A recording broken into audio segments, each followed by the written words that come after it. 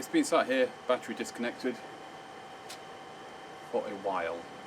I don't expect that it'll start. I think this battery will be flat. But let's find out anyway, you never know.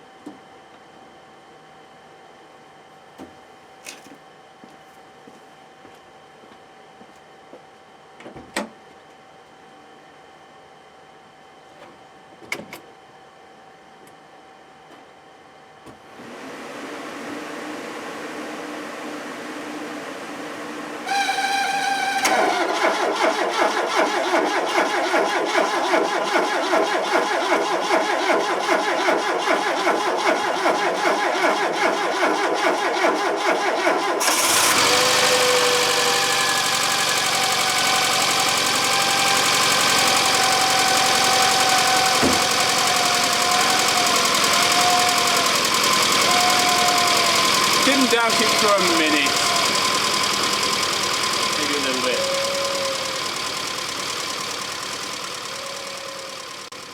One problem with working outdoors is sometimes the weather turns on you. So I've just had to down tools rather hastily. Princess arch liner there, that's helping out. A neighbour was having a clear out, very kindly gave me a bottle of gas, which is great because I've been a bit skint lately, I've not been able to afford a new bottle, and I've fixed this wheel arch problem. And the way I did it was basically chop off the end of the arch that was sticking out too far, welded it back on. I'm in the process of shaping the bit that blends into the sill. Again, not 100% correct, but it's close enough for what we're doing. I'm hoping the rain stops soon because all I have is a tiny strip along the bottom of the sill to join all of this together, and one little bit on the inner arch just to line up and fill a little gap.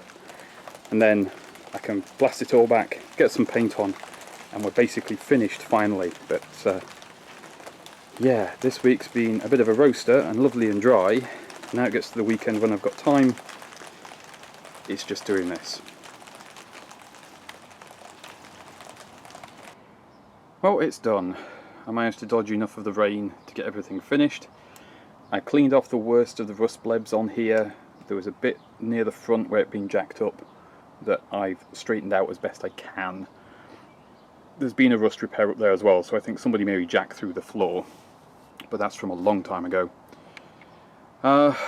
Yeah, I mean the sill is solid enough. It'll probably need replacing in a year or two, but for now there's no holes.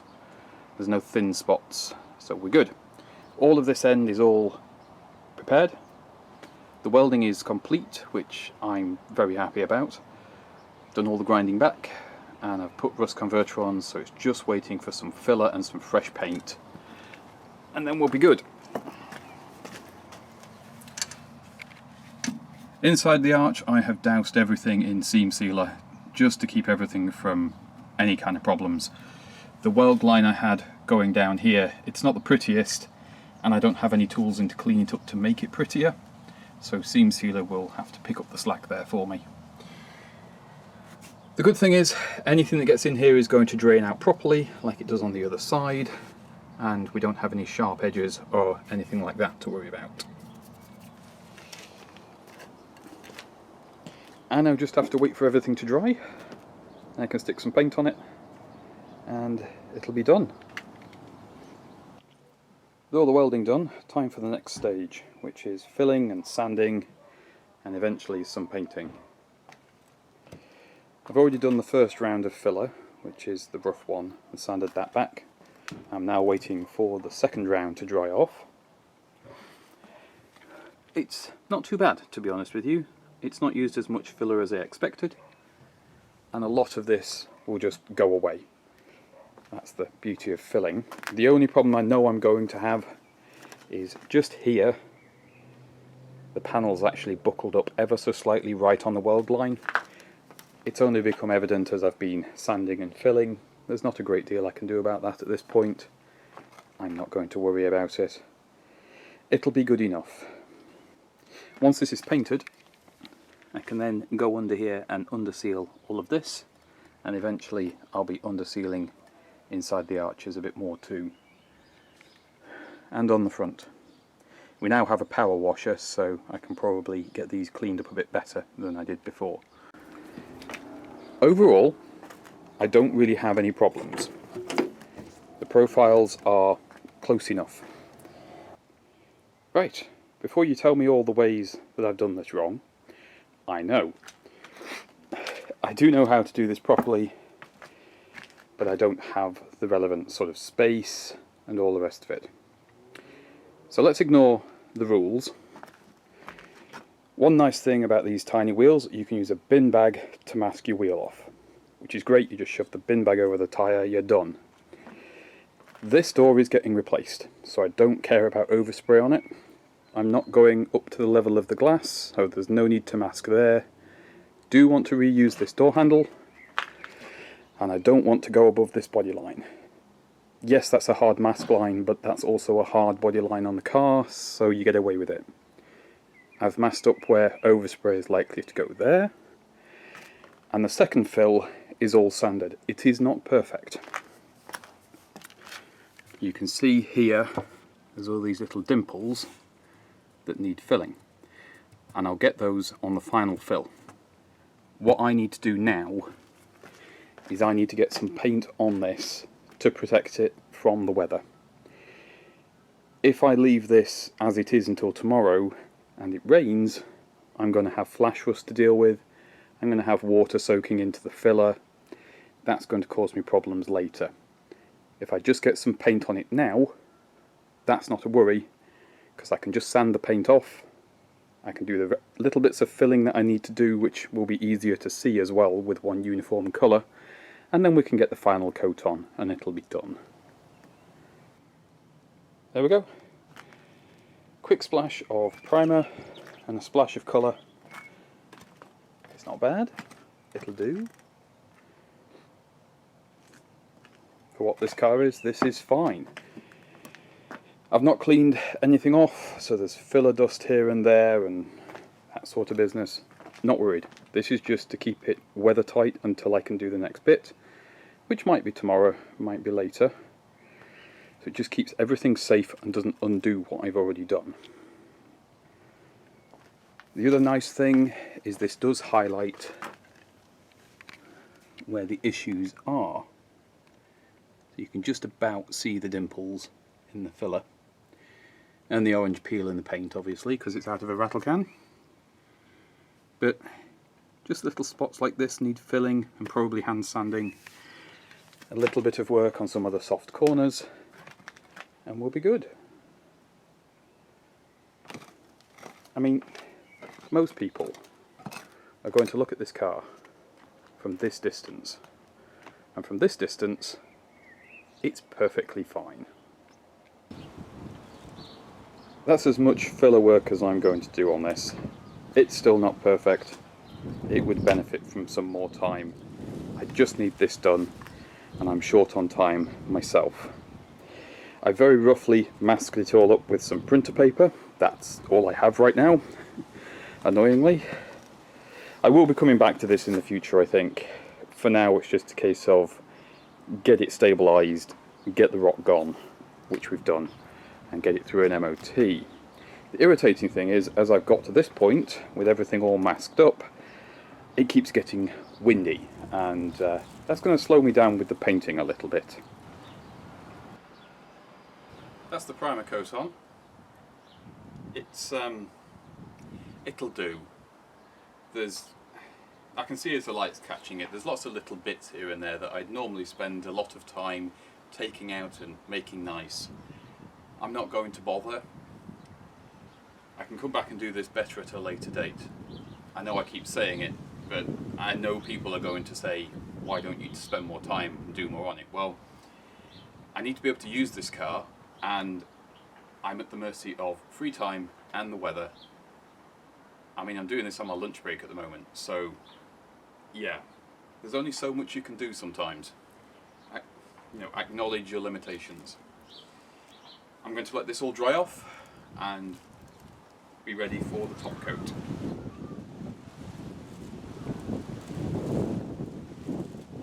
Painted, lacquered, Just got to wait for it to dry now. I am a little bit annoyed because something got blown into the arch here, so I'll need to wet sand that later, but as I said before, there's a lot of work to do on this to make it perfect. For now, I just need it good, and this is good. The only other issue is the lacquer is quite shiny, quite a lot more than the rest of the car, so the repair is going to be very obvious when I'm done. But never mind, it's done. That's the important thing. Once this is dried, I can remove the masking, and then I can get the underseal on the sill, providing the weather holds. And then we really will be done on the bodywork that it needs for the MOT. Then I can move on to the next jobs.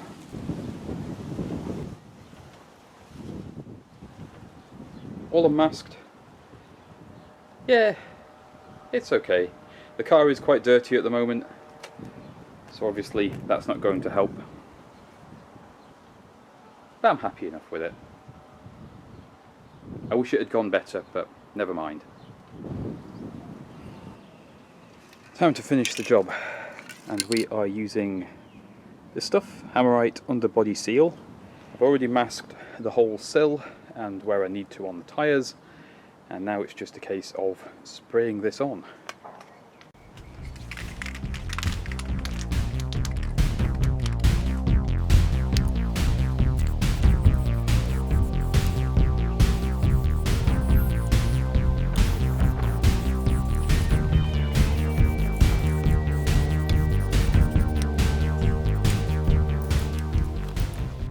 I shall pop round and do the other side and probably put a second coat on this one after that.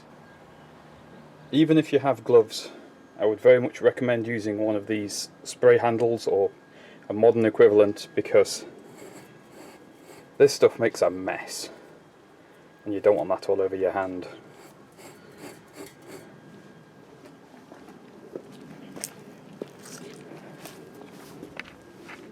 That side has its first coat of underseal on. This side already had some on from the previous owners, so it's more a case of topping up on this side.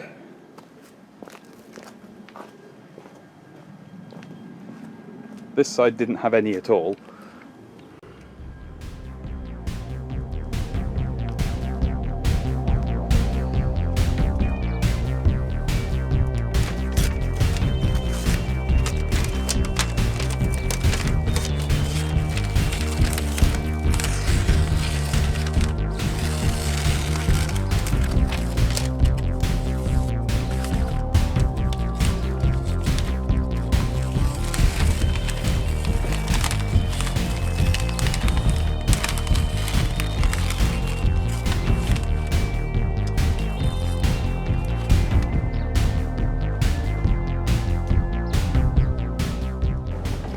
That looks pretty smart.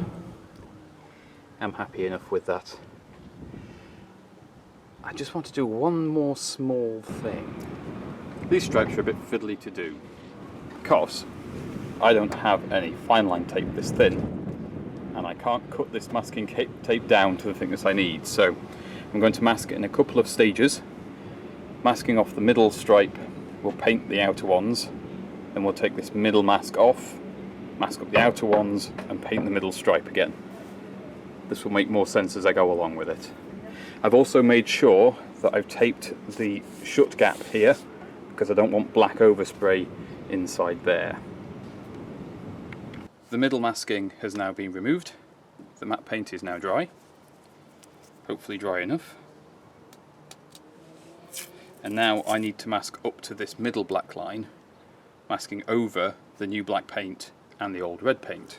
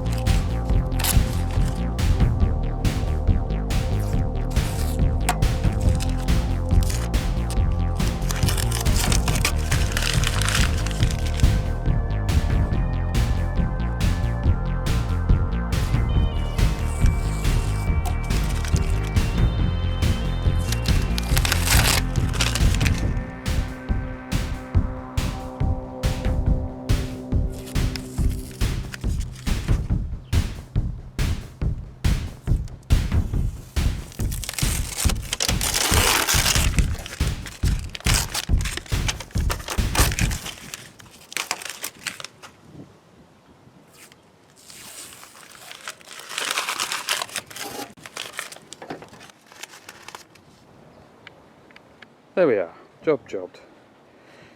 You'll have to pretend I've put this on properly. It's missing the captive nut, so I'll just plonk that there for now, so it just looks alright.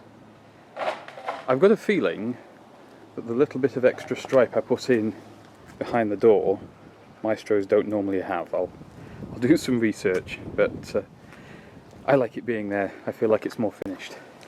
Other side looking more finished too, and I've got to replace this bumper corner for the same reason, so it's just good to see it all finished, or as finished as it needs to be at least.